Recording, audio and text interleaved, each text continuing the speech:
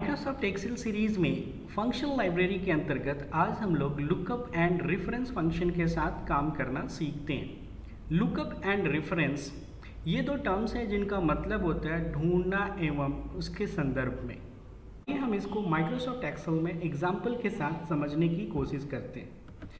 Lookup and reference function में पहला आता है एड्रेस, और इस फंक्शन को आप यहाँ से फॉर्मूला टैब में जाके लुकअप एंड रेफरेंस से भी देख सकते हैं। पहला आपका एड्रेस फंक्शन है। एड्रेस फंक्शन के बारे में कहा गया है कि यह फंक्शन आपको किसी भी सेल के एड्रेस को रिटर्न करता है। इसके लिए हम इक्वल्स टू एड्रेस टाइप करते हैं, उसके बाद सेल का रो नंबर लिखते हैं, सपोज 5 लिखा, कॉलम नंबर लिखते हैं 6 और एंटर प्रेस करते हैं। आप यहाँ पे देखेंगे कि आपको उस 5 नंबर रो और 6 नंबर कॉलम्स का एड्रेस F5 दिख रहा है।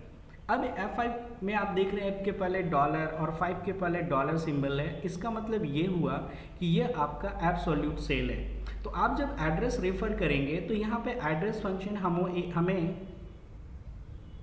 जब आप एक एड्रेस रेफर करेंगे तो एड्रेस फंक्शन हमें एक आर्गुमेंट पास करने की बात करता है, जिससे कि आप सेल एड्रेस को रिलेटिव, एब्सोल्यूट या मिक्स्ड रिप्रेजेंट कर सकते हैं। तो आइए हम इसको देखते हैं। यहाँ पे जैसे ही आप रो और कॉलम नंबर स्पेसिफाई करते हैं, उसके बाद आप कॉमा देंगे, आपके सामने एक लिस्ट खुलेगा। आप एब्सोल्यूट या फिर आपको एब्सोल्यूट रो रिलेटिव कॉलम बनाना चाहते हैं, रिलेटिव रो एब्सोल्यूट कॉलम या फिर रिलेटिव्स।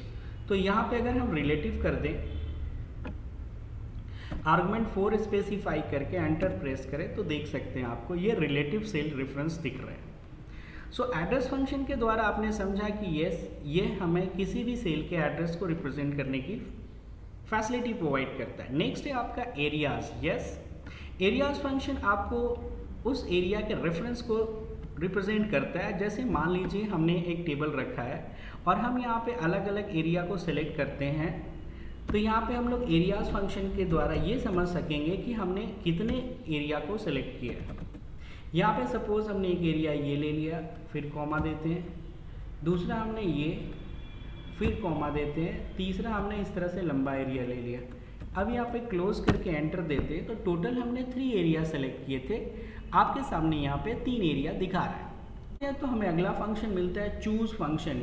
चूज फंक्शन के द्वारा हम एक लिस्ट से किसी भी वैल्यू को पिक कर सकते हैं या फाइंड कर सकते हैं। जैसे हमारे सामने एक प्रोडक्ट टेबल दिख रहा है जहाँ पे item ID, item number, quantity और उसका टोटल अमाउंट दिख रहा है।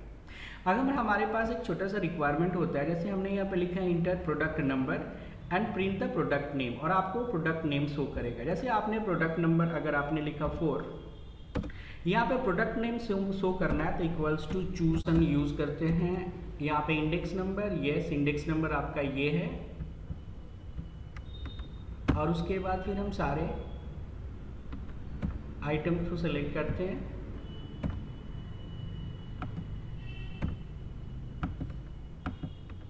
ब्रैकेट क्लोज करते हैं और एंटर प्रेस करते हैं। आप देख सकते हैं 4th इंडेक्स पे आपका प्रोसेसर है। अब यहाँ से आप प्रोडक्ट के लिए बस नंबर चेंज करेंगे और आपके सामने उसका आइटम डिटेल्स दिख जाएगा। तो ये आपका चूज फंक्शन, जिसके द्वारा हम एक लिस्ट से किसी स्पेसिफिक वैल्यू को चूज कर सकते हैं।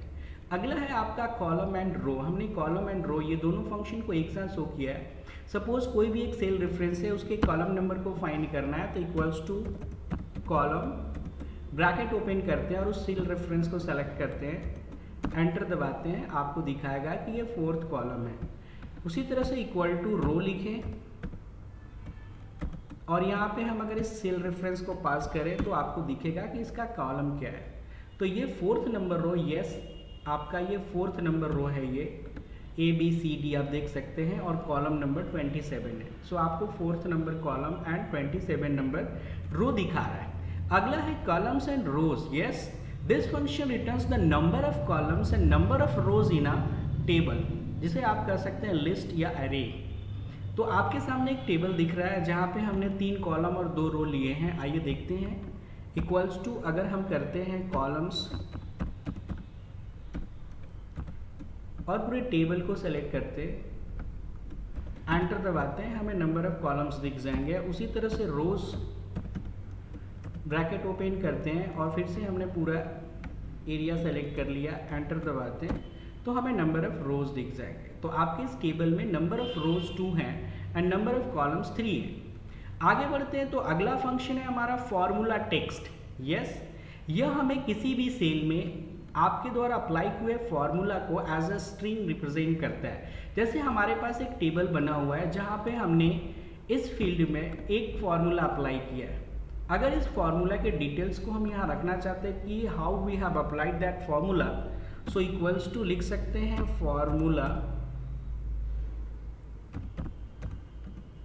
टेक्स्ट,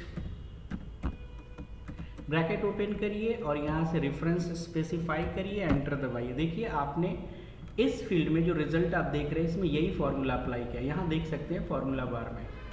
तो फॉर्मूला टेक्स्ट के द्वारा हम एक फॉर्मूला को एज अ स्ट्रिंग सेल में रिप्रेजेंट करते हैं। हमारा get pivot data. Yes, get pivot data की मदद से हम किसी पाइवट टेबल में स्टोर्ड इंफॉर्मेशन या डेटा को यहाँ पिक कर सकते हैं, आसानी से प्राप्त कर सकते हैं। इसके लिए हमारे पास सपोज एक टेबल है जो पाइवट टेबल प्रिपेयर है और उस पाइवट टेबल से किसी स्पेसिफिक इंफॉर्मेशन को जिसको कि हमने फिल्टर करके जनरेट किया है उसे चाहे तो हम यहाँ पे मेंशन कर सकते हैं। सपोज हमारा सेल्स डिटेल्स 2021 का पता करना है, इसके लिए हमें टोटल अमाउंट उठाना है, तो इसके लिए हम equals to get pivot data या यहाँ से जाके गेट पाइवट डेटा पे क्लिक करते हैं, डेटा फील्ड पे आते हैं, यहाँ से हमारा डेटा फील्ड ये है और फिर पाइवट टेबल के लिए वैल्यू फील्ड भी यही है। यहाँ ओके करते हैं, हमारे सामने टोटल अमाउंट 2021 का दिख रहा है। फंक्शन है V lookup function. Yes, V lookup function जो है या लुकअप फंक्शन जो है वो आपका एक बहुत इंपॉर्टेंट फंक्शन है।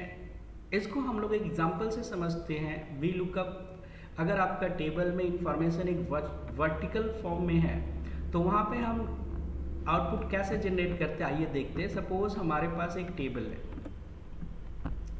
स्टूडेंट का टेबल है जहाँ पे स्टूडेंट का आईडी, उसका नेम के जगह पे ये हम उसका मार्क्स कर देते हैं और ये उसका परसेंटेज है। अब हमें ग्रेड प्रोवाइड करना है। ग्रेड प्रोवाइड करने के लिए एक फॉर्मेट दिया हुआ है पहले से, जहाँ पे कहा गया कि अगर वो 0 या 29 तक है ग्रेड के लिए, अब जो फॉर्मेट है कुछ इस तरह से होना चाहिए असेंडिंग ऑर्डर में या डिसेंडिंग ऑर्डर में, तो हमने यहाँ स्पेसिफाई कर दिया है 0 से शुरू होता है। 0 से अगर आपका ऊपर जो भी है F होगा, कहाँ तक, अगला स्लैब है 30 या उससे बिलो, जैसे ही 30 होगा आपका ग्रेड D होगा और ये जाएगा 44 तक। 45 होने से फिर C हो जाएगा और ये जाएगा 59 तक। फिर 60 या अबव होने से B होगा और 75 या अबव होने से A होगा। सो ये हमारे पास एक इन्फॉर्मेशन है ग्रेड का जो कि परसेंटेज पे बेस्ड है। यहाँ पे हमने एक टेबल प्रिपेयर किया है जहाँ पे हमें ग्रेड फाइंड करना है और ग्रेड के लिए जो इन्फॉर्मेशन है वो हमें फर्दर टेबल से पिक करना है। तो लिखेंगे यहाँ पे equals to V lookup. V lookup value क्या है, तो लुकअप वैल्यू आपका परसेंटेज है। टेबल एरे कौन सा है, तो ये आपका टेबल एरे है। उसके बाद आपका कॉलम इंडेक्स क्या है, तो कॉलम इंडेक्स सेकंड है, यहाँ पे आपका ग्रेड सेकंड कॉलम इंडेक्स है। ब्रैकेट क्लोज और एंटर। यहाँ पे आपका ग्रेड F दिखा रहा है, यस, क्योंकि 30 से ये बिलो है। अब यहाँ पे आप इसको ड्रैग करते हैं, तो आप जैसे ही ड्रैग करते हैं ये आपका रिजल्ट गड़बड़ दिख रहा है। गड़बड़ इन द सेंस कि आपका अगर ये नॉट एप्लीकेबल आ रहा है, तो क्यों आ रहा है, तो यहाँ पे हम लोग जैसे ही ड्रैग करते हैं ये रिलेटिव सेल है जिससे कि इसका एड्रेस भी ड्रैग होते जा रहा है। अब हमें ये तो फिक्स करना है। यहाँ पे आप देख सकते हैं अगले में 52 से 57 हो जा रहा है। उस कॉन्टेक्स्ट में हम यहाँ पे फिक्स करेंगे और इसके लिए आपको पता है $साइन दे देंगे और यहाँ भी हम फिक्स कर देंगे। अब इसे पकड़ के ड्रैग करते हैं तो हमारा फॉर्मूला सब पे एप्लीकेबल हो जाएगा और हमें एक प्रॉपर आउटपुट दिख जाएगा। तो ये है आपका वी लुकअप फंक्शन जिसके द्वारा हम एक टेबल के किसी भी कॉलम्स में वैल्यू को अपडेट कर सकते हैं एक दूसरी जगह पे रखे हुए इंफॉर्मेशंस को बेस करके। उसी तरह से एच लुकअप की बात करते हैं। एच लुकअप वी लुकअप की तरह ही है। यहाँ पे भी हम लुकअप कर सकते हैं, मतलब वैल्यू को ढूंढ सकते हैं। जैसे मान लीजिए हमारे पास एक सेल्स रिपोर्ट है, वीकली सेल्स रिपोर्ट है, जहाँ पे डे 1 से डे 6 तक का डिफरेंट प्रोडक्ट्स का डिटेल्स रखा हुआ है। अब आपको इसमें से किसी स्पेसिफिक डिटेल्स को पिक करना है। आपका डिटेल्स जो वैल्यू होगा और लुकअप जो होगा वो हॉरिजेंटल फॉर्म में होगा। तो जैसे मान लीजिए हमने यहाँ पे डे 6 लिखा है, आइटम जिसे सर्च करना है और लैपटॉप है, तो इक्वल्स टू लिखते हैं एच लुकअप। उसके बाद लुकअप वैल्यू क्या है आपका, तो लैपटॉप। एरे क्या है आपका, तो ये पूरा है आपका, कॉमा रो इंडेक्स नंबर कौन सा है, तो यहां पे आपका 6 है, 6 है। उसके बाद ब्रैकेट क्लोज, एंटर दबाते हैं। अब आप यहाँ पे काउंट करें कि लैपटॉप का 6 डेज में 12 है, बट यहाँ 10 दिख रहा है। 10 इसलिए दिख रहा है क्योंकि आपका इंडेक्स यहाँ से शुरू हो रहा है, डे, ये जो आपने हेडिंग दिया है यहाँ से शुरू हो रहा है। तो कोई नहीं, हम इसमें 0 से काउंट अगर करें तो 1 बढ़ा देते हैं। इस तरह से आपका प्रॉपर आता है। अब यहाँ पे अगर हम डे नंबर करें कि 4th डे क्या है, तो 4th डे लैपटॉप का हमारा सेल्स 5 है, देख सकते हैं 4th डे 5 है। उसी तरह से सेकेंड डे करने की बात करें तो सेकेंड डे आपके लैपटॉप का ये 10 है। अब यहाँ पे अगर बात करते हैं कि चलो अगर हमारा आइटम लैपटॉप के जगह पे असेंबल्ड पीसी होता तो क्या होता, तो यहाँ पे हम लोग फिर से यहाँ लिखते हैं असेंबल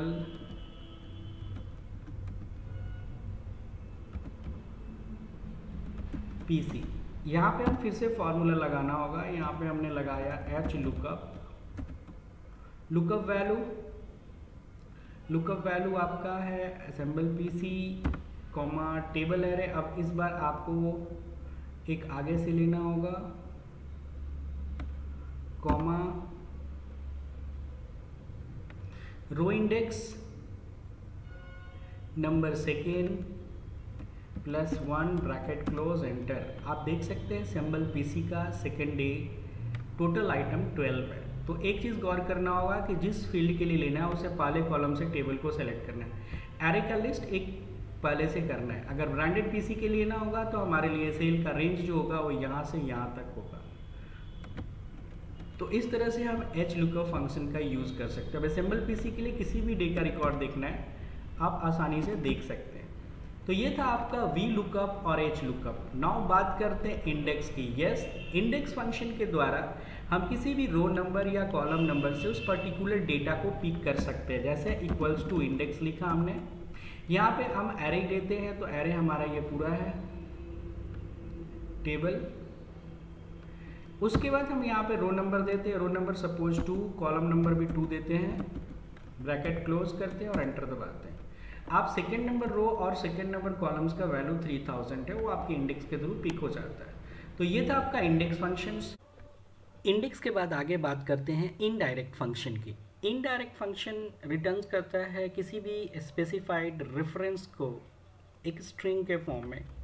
जैसे अगर हमारा कोई भी सेल का एक एड्रेस हो, सपोज हम लोग यहाँ पे एड्रेस स्पेसिफाई करते हैं। एड्रेस मान लीजिए हमारा हो जाएगा 72 नंबर रो का 8 नंबर कॉलम। इसका रेफरेंस आपको दिख रहा है H72। यस, अब यहाँ पे इनडायरेक्ट फंक्शन के थ्रू उस एड्रेस के वैल्यू को हम लोग पिक कर सकते हैं। इनडायरेक्ट, यहाँ पे हमने रेफरेंस और एंटर दबाया। आप देख सकते हैं कि H72 सेल में 3000 वैल्यू है। कैसे, तो आते हैं H72 के पास,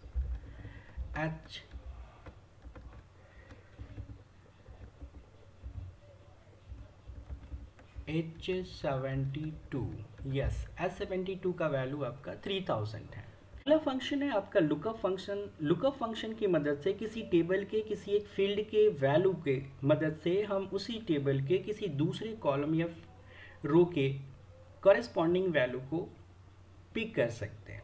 जैसे हमारे पास एक टेबल है, आइटम टेबल, जहाँ पे हमने आइटम नंबर, आइटम नेम और उसकी प्राइस स्पेसिफाई कर रखी है। हम लुकअप फंक्शन का इस्तेमाल करना देखते हैं। सपोज हमें यहाँ पे कहा जाए कि आप किसी भी एक आइटम नंबर के थ्रू उस आइटम का नाम लुकअप करें। तो आइए हम यहाँ पे लुकअप फंक्शन यूज़ करते हैं।